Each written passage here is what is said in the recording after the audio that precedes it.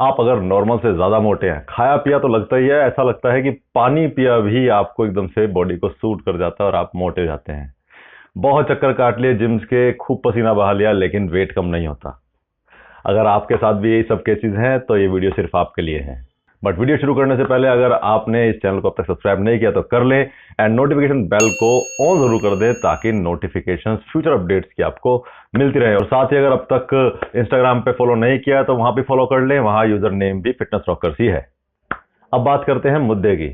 दोस्तों, अगर आपके साथ भी ऐसे केस है कि आपका वजन कुछ भी करके कम नहीं होता, आप कितने वर्जिश कर लें, डाइटिंग कर लें, सब कुछ कर लें, कम नहीं होता, बहुत जल्दी से आपका वेट गेन होता है, बहुत अनप्रोपोर्शनेट सी बॉडी है, चाल बिल्कुल मस्त है, मतलब अगर इस तरह का कुछ है तो आप बहुत हद तक 90% तक आप कफ प्रवृत्ति से बिलोंग करते हैं। जी हाँ, मैं आयुर्वेद की बात कर रहा हूँ इस वीडियो में भी कि किस तरीके से वेट कम किया है। जब तक आपको आपकी प्रवृत्ति के हिसाब से अगर आप काम नहीं करेंगे तो आपका वेट कम होना बहुत मुश्किल हो जाएगा।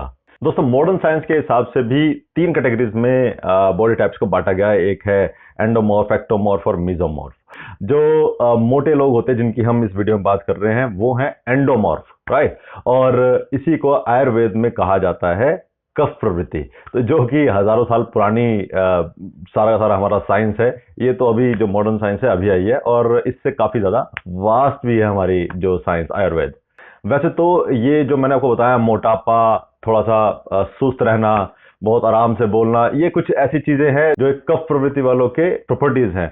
बट फिर भी अगर आप कंफ्यूज हैं कि मेरी प्रवृत्ति है क्या, वात, पित्त या कफ, तो उसके लिए मैंने डायग्नोज करने के लिए एक लास्ट वीडियो बनाई थी। उस वीडियो को पूरा देखें, उसके स्कोर कार्ड के हिसाब से आपको पता चल जाएगा कि आप किस कैटेगरी से बिलोंग करते हैं। जो आयुर्वेद है वो हमारा 5 एलिमेंट्स पे काम करता है। ये मैं पिछली वीडियो में बता चुका हूं, लेकिन ये वीडियो बिल्कुल अलग है, अलग लोगों के लिए है, तो मैं शुरू से आपको बताया था। 5 एलिमेंट्स पे काम करता है: earth, water, ether, air and fire.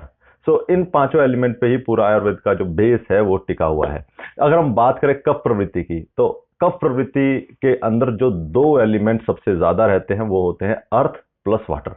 इसका मतलब है कि अगर अर्थ और वाटर जो ये 2 एलिमेंट है, इसकी प्रधानता और इसका जो प्रभाव ज्यादा होगा आपकी बॉडी पर, तो आप कफ प्रवृत्ति से होंगे, तो जो कफ प्रवृत्ति की सारी प्रॉपर्टीज हैं वो आप में आएंगी। तो इनको बैलेंस करना होता है। जो बाकी 3 है उनको थोड़ा सा बढ़ाना होता है, इसको थोड़ा घटाना होता है, जिससे कि ये बैलेंस हो जाए। और जब वो बैलेंस हो जाएंगे तो आप अपने आप ही, जो आपकी बॉडी शेप है और जो आपकी आदतें हैं, उनमें काफी बदलाव अपने आप ही आ जाएगा। तो वो बैलेंस कैसे होगा वो मैं आपको इस वीडियो में सारे टिप्स बताता हूं, जिससे कि आपको वेट लूज करने में हेल्प मिलेगी। और दोस्तों, जैसे कि मैंने बताया कि जो कफ प्रवृत्ति वाले लोग हैं उसके अंदर होता है अर्थ एंड वाटर।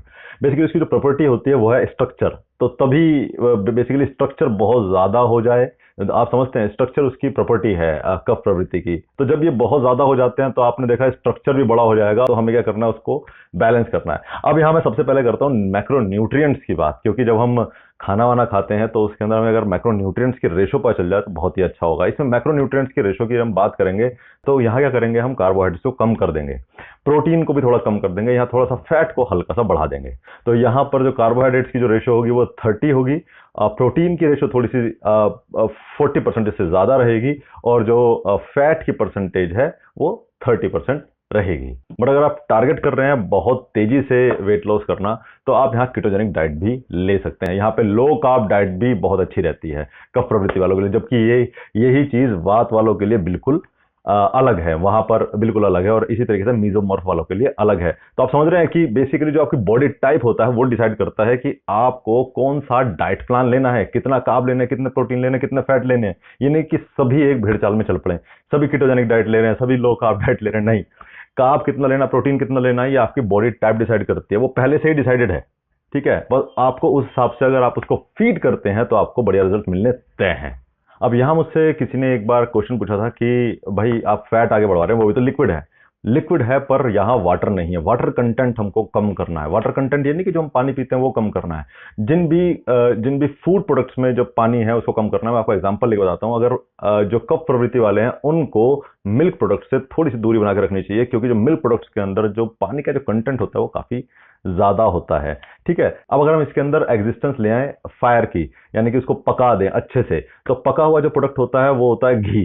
जिसमें से वाटर कंटेंट पूरा निकल चुका था, तो घी अलाउड है। बट यहीं पे अगर मैं कहूँ मक्खन की बात, जो कच्चा मक्खन निकलता है, व्हाइट कलर का जो मक्खन निकलता है, जो मार्केट में आता है, उन दोनों में पानी रहता है। आपको पता होगा जब भी आप मक्खन की टिक्की वगैरह डालेंगे तो उसमें से बुलबुले निकलते हैं, उसमें पानी का कंटेंट रहता है, और व्हाइट मक्खन में तो होता ही है, सब जानते हैं। तो उस मक्खन को नहीं खाना है। घी कफ प्रवृत्ति वाले खा सकते हैं, बट वो भी मॉडरेशन में।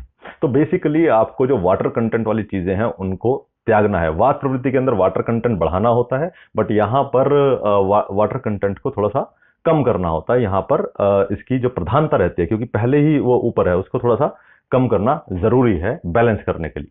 देखिए, कफ प्रवृत्ति को बैलेंस करने में फायर का बहुत बड़ा योगदान है। तो वहां पर जहां पे फायर हमें बैलेंस करने के लिए चाहिए, तो आप समझ सकते हैं कि हमें वार्म फूड हमेशा खाने हैं। ठीक है, गर्म सब्जियां खाएंगे आप, बहुत ज्यादा गर्म भी ना हो, लेकिन ठंडी बिल्कुल नहीं खानी, ठंडे से परहेज करना है। ठंडी चीजें आप जितना जाएंगे वहां पे कफ और ज्यादा बिगड़ेगा, और जहां कफ बिगड़ेगा वो आपको और मोटापे की तरफ लेके जाएगा।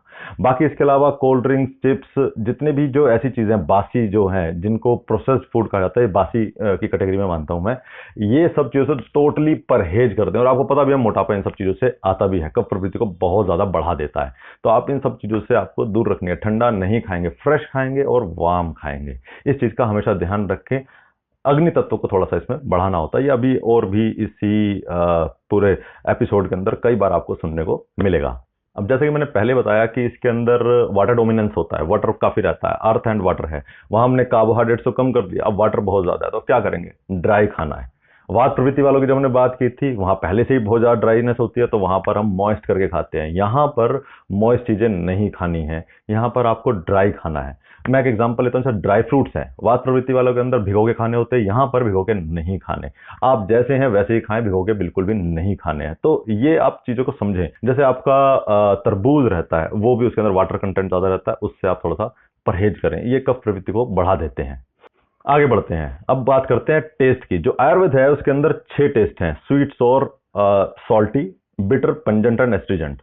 यहां पर 3 से हमें बिल्कुल परहेज करना है। जो पहले 3 है, स्वीट, सॉर और सॉल्टी, इन तीनों से परहेज करना है। बिटर, एस्ट्रीजेंट एंड पंजेंट, क्योंकि ये तीनों हीट प्रोड्यूस करते हैं। अग्नि तत्व मैंने बताया था ना, अग्नि तत्व को बढ़ाना है, तो ये हीट प्रोड्यूस करते हैं। तो बेसिकली ये आपके फेवरेबल आपके टेस्ट हैं। तो इस टेस्ट के अगर मैं हिसाब से आपको बताऊं, तो आपको ग्रीन लीफी वेजिटेबल्स खानी है। जी हाँ, ग्रीन लीफी वेजिटेबल्स खानी है, वो कोई एस्ट्रीजेंट पंजेंट्स में आते हैं।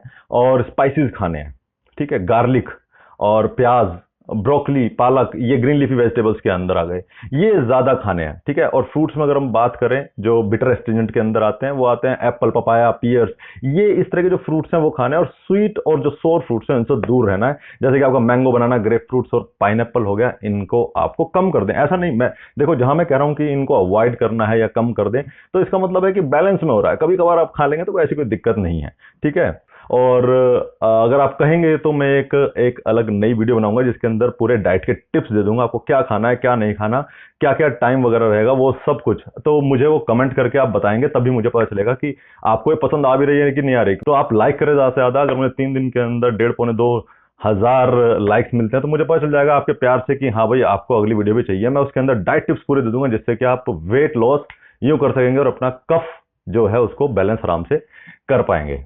अब बात करते हैं हम वर्कआउट की। देखिए, वर्कआउट भी हर एक का बिल्कुल अलग रहता है। ऐसा नहीं है कि हर कोई किसी भी तरह का वर्कआउट कर सके।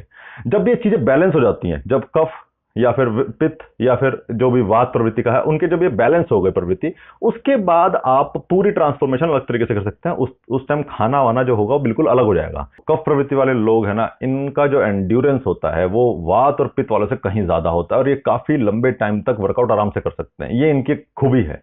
तो बेसिकली अगर यहाँ पे हम वर्कआउट की बात करें, तो वर्कआउट क्या करने चाहिए इनको? HIIT, high intensity interval training, जिसके अंदर बर्पीज, क्रॉसफिट, जो ऐसी चीज है, तबाता वगैरह, ये सब करनी चाहिए। मैंने काफी वीडियोस तबाता के ऊपर की हुई हैं, आप उनको देखिए, मैं लिंक नीचे दे दूंगा, आप उनको करना शुरू कीजिए। हिंदू पुशअप्स मैंने दिए हुए हैं, ये बहुत शानदार। और एक बात आप जान लें, जो स्वेट है ना, कफ वालों के लिए एक मेडिसिन से कम नहीं है। स्वेट जितना निकलेगा वो कफ को उतना ज्यादा बैलेंस करने में आपको हेल्प करेगा, ये आप गांठ मान लें बिल्कुल। और जैसे कि मैंने बताया, जो बॉडी वेट ट्रेनिंग्स हैं उन पे ज्यादा ध्यान दें। क्रॉसफिट, तबाता, हिंदू पुशअप्स करें, पूरी 12 जो सीरीज है वो मैं डाली हुई है, वो सब करें। उससे बहुत जल्दी आपका वेट कम होगा। सूर्य नमस्कार करें, सूर्य नमस्कार बहुत शानदार है आपके लिए। मतलब योगा में अगर आपको कुछ करना है तो आप सूर्य नमस्कार रोज करें। और बाकी में कुछ और योगा भी हैं जो कफ को बहुत जल्दी डाउन लेके आते हैं। आप मुझे उसके लिए बताइए, अगर आपको चाहिए तो मैं उसकी वीडियो भी एक अलग से बनाऊंगा। It is all depend upon your demand, क्योंकि मैं वीडियो बनाऊं और अगर आपको चाहिए ही ना हो तो उसमें मेरा भी टाइम काफी जाता है। अच्छा, अब जो मैंने बताया बॉडी वेट ट्रेनिंग्स करनी है, बट ऐसा नहीं है कि वेट ट्रेनिंग्स नहीं करेंगे, रेजिस्टेंस ट्रेनिंग भी आपके लिए बहुत शानदार है। यानी कि आप जिम वगैरह जाकर कुछ वेट ट्रेनिंग्स भी कर सकते हैं, बट वेट ट्रेनिंग के अंदर शुरुआत में इस तरीके से ना करें कि भाई आप आज चेस्ट कर रहे हैं, आज आज ट्राइसेप कर रहे हैं, बाइसेप कर रहे हैं। नहीं, आप मिक्स पे ज्यादा ध्यान दें और जो बीच में इंटरवल है वो कम रखें। आपका स्टेमिना, आपका एंड्योरेंस ये सब अलाउ करता है, और कम से कम 40 मिनट तो आप वर्कआउट जरूर करें। इतना आपका एंड्योरेंस अलाउ करता है। कफ प्रवृत्ति वालों का एंड्योरेंस बड़ा शानदार होता है। आप 40 मिनट से लेकर 1 से 1.5 घंटा भी आप अगर कर लेते हैं तो कोई बुराई है नहीं। Set is your best medicine. आप इस चीज को बार बार ध्यान रखें, मैं बार बार इस चीज को बता रहा हूं। आप इन सब चीजों को ध्यान रखें और इनके मुताबिक आप काम करें, पॉजिटिव आपको रिजल्ट्स मिलने तय हैं। दोस्तों, इस वीडियो को लाइक करें और ज़्यादा शेयर करें, अपना प्यार दिखाएं। अगर सब्सक्राइब नहीं किया तो कर लें और नोटिफिकेशन बेल को ऑन करना बिल्कुल ना भूलें, अदरवाइज आपको नई वीडियोस की नोटिफिकेशन नहीं मिलेंगी। तो उसके लिए आप नोटिफिकेशन बेल को ऑन करना ना भूलें और इंस्टाग्राम पर ज़रूर मुझे फॉलो करें। बने रहें मेरे साथ और इसी तरह के इंटरेस्टिंग वीडियोज़ के लिए। Let the fitness rock.